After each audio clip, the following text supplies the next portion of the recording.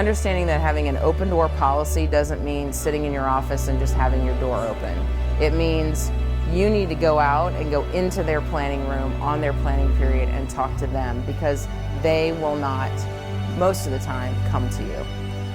That is one of the biggest things that I've learned as a principal, because I started out my first year going, I have an open door policy, I have an open door policy. And I met with people and I got them to come in and I asked them questions, but then I realized that they don't come to you.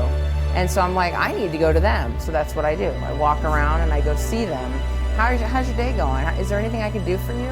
Oh, well actually, my pencil sharpener's broken. Those little things with teachers and with anyone, if you can fix that little thing that's like bugging them, that it's like the bill that you just don't pay and you're like putting off to the side, and that happens in their classrooms. Well, this chalkboard's been bugging me. Well, let me get somebody to come in here and fix that for you, or etc. There's all those little frustrations that if you can take that off a teacher's plate or a staff member's plate, suddenly they're just refreshed, and then you have a happy teacher and you have happy kids.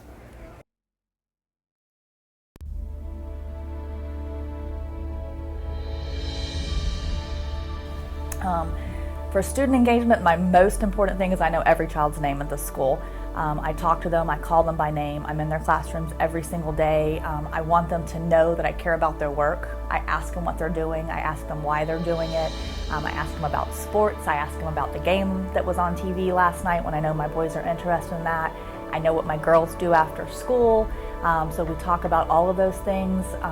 And then the most important thing is they know I care about their academics. We constantly talk about where do you want to be in the future, what are your dreams, how is what you're doing today going to get you there.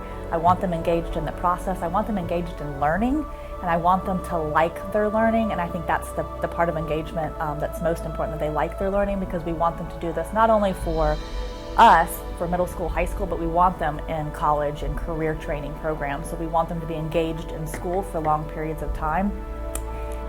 I don't think you can have a successful school without high engagement from all three aspects: parents, community, students, and staff. All of those things are required for your school to be a successful, high-performing school. I absolutely love my school, and one of the things that I say pretty much every time we have a staff member is I have the best job on earth. And I think that I'm very lucky and blessed to have that job, because I love engaging with my staff, my kiddos, and my community. And I think my teachers feel that. They know I love my job. Even on a hard day, they know I love my job. And my expectation is that they love their job. We're in this together, and I feel like if you go into my classrooms, you see teachers who love what they're doing. You see my cafeteria staff who loves what they're doing. You see custodians who know that having a clean school makes a school where kids are happy and teachers are happy. So we're all here together because we love what we do, every single person on the campus.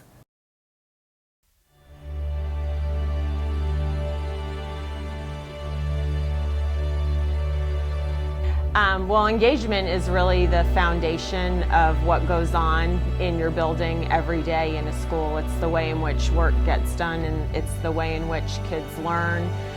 It's the way in which kids make progress. If we're not engaging with our staff and our students, there's no way you can move forward. A big piece about surveying is that students and staff both need to see that their responses are used. There's a lot of people that I look at that I think do a really great job in the county that I try to process and take in what they do, and then try and fit that into my own building. But I like sharing ideas with my peers. I like to learn from them and take back. What I learned from them, I like to take back and use within my own school. So it's valuable for us to have time to meet, because you can gain a lot just from your peers that you can bring back into your building, because everybody does things a little bit differently. Servant leadership, I believe, is really key to being an engaged or increasing engagement or maintaining engagement in both staff and students, because in the student aspect it also ties over to their families. The relationship between you and the teachers, I often refer to my staff as my class. I might not have a class anymore, but I do have a lot of kids out there who I want to be sure that, that they know that I care about them, that they're important to me. And it's really important the work they do, because when you go to place a student in the class, you want a good feeling. You want a feeling that you know that you're putting them in there to get the best possible opportunities that they can. And that passion, hopefully as a leader, goes off into the staff and transmits to the staff. It doesn't matter if you're in year 1 or in year 31. You want to be sure that every day you come to learn together so that everything can be better for the students and the life that they're going to have. Small moments, those little insignificant things that you notice. When it's the 100th day of school, taking time to really think about the 100 people at your school and listing out one thing, even if it's a great smile or bright eyes or whatever that may be, it goes a long way to notice those little things to staff as well as students. So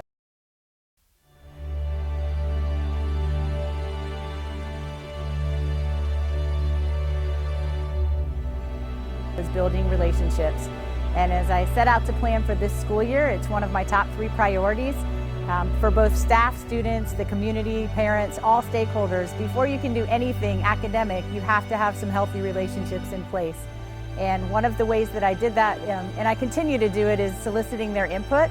On the student side, we've done lots of surveys. We've let the kids vote for their incentive choices. We let them have choice in bringing back clubs and actually participating in clubs, and that's been a huge thing the kids have really been excited about. Gets them excited about something other than their academics or their electives, maybe something non-traditional that they wouldn't have an opportunity to experience, and to help them make a connection here to River Ridge Middle School. I've continued to get feedback throughout the year. I think it's important to take many pulse checks along the way, because we do need to make adjustments, and you don't know how to recognize people unless you ask them what it is that is important to them. I really see my role as a cheerleader of the staff and the students. My job is to keep everybody up all the time, and we know as principals that there are days that that's very difficult to do, but you just have to pull it from within and put a smile on your face. My mom always said, put your lipstick on and deal with it, so that's what I do.